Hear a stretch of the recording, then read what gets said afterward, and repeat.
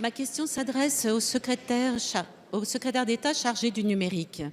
Monsieur le ministre, des entreprises de taille mondiale, notamment les grandes sociétés numériques, délocalisent leurs profits afin d'échapper à l'impôt. Ces méthodes, qualifiées pudiquement d'optimisation fiscale, représenteraient un manque à gagner de 11,5 milliards d'euros par an pour la France, de 60 milliards par an à l'échelle européenne.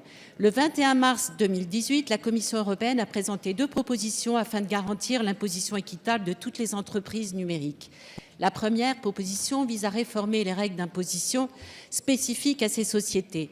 La seconde, qui serait une solution plus rapide mais provisoire, consiste à l'application d'une taxe basée sur leur chiffre d'affaires.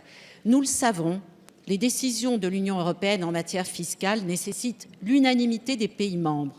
Or, certains, je pense à l'Irlande et aux pays du Benelux, profitent de l'optimisation fiscale des entreprises et sont donc peu enclins aux réformes. Monsieur le ministre, dans ce contexte, le gouvernement a annoncé l'application, pour ce qui concerne la France, d'une taxe de 3% sur l'activité des grandes entreprises du numérique, et ce, dès le 1er janvier prochain. C'est une position courageuse que mon groupe soutient. Mon sentiment est que ce soutien est aussi celui d'une grande majorité des Français. Monsieur le ministre, quelle sera l'assiette de cette taxe et quelles en sont les recettes escomptées pour 2019 ? Le gouvernement est-il prêt, en l'absence d'accord européen sur la taxation des grandes entreprises du numérique, à maintenir ce dispositif au-delà de 2019 ? Je vous remercie. Merci, cher collègue. La parole est à Monsieur Mounir Mahjoubi, secrétaire d'État au numérique. Monsieur le Président, Mesdames et Messieurs les députés, Madame la députée, vous avez raison, partout sur ces bancs, partout dans la rue, il y a l'expression d'une soif de justice sociale, une soif de justice fiscale. La capacité que chacun puisse participer à hauteur de ses capacités, de la responsabilité qui est attendue de lui. Et parmi tous ces acteurs, il y en a un qui a de grandes capacités, capacité à nous charmer, capacité à innover, capacité à nous attirer. Ce sont ces grandes entreprises du numérique. La raison pour laquelle ces entreprises génèrent un chiffre d'affaires très important en France, c'est parce que les utilisateurs utilisent leurs services et qu'ils aiment leurs services, mais aujourd'hui, ils ne comprennent pas.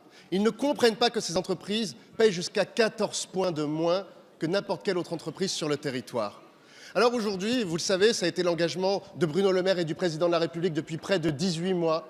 Nous avions voulu et nous avions souhaité, nous avions proposé une solution européenne, parce que c'est le seul horizon possible. Mais cette solution a pris trop de temps. Et le message a été clair depuis une semaine. La France n'attendra pas plus longtemps.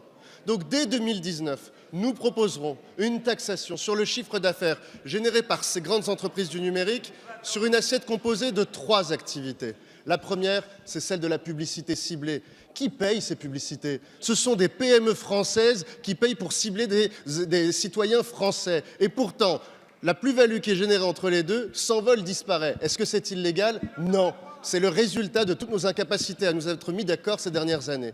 Publicité ciblée. 2, la mise en relation pour la vente, les fameuses plateformes de marché, marketplace. Là encore, qui paye? Ce sont des citoyens français ou des PME françaises qui achètent à d'autres citoyens français et des PME françaises, et la marge entre les deux disparaît. Nous ne pouvons plus l'accepter. Donc là aussi, nous serons là. Et puis, il y a aussi cet autre sujet, ce nouveau sujet, la revente des données personnelles, qui génère aujourd'hui un chiffre d'affaires de plusieurs millions d'euros. Celui-là aussi entrera dans l'assiette. Vous l'avez compris, nous sommes décidés. La France ne sera pas une colonie numérique, mais la France ne le fait pas que pour elle. Elle espère ainsi inspirer les pays européens, les derniers pays européens, qui ne nous auront pas encore rejoints. Merci.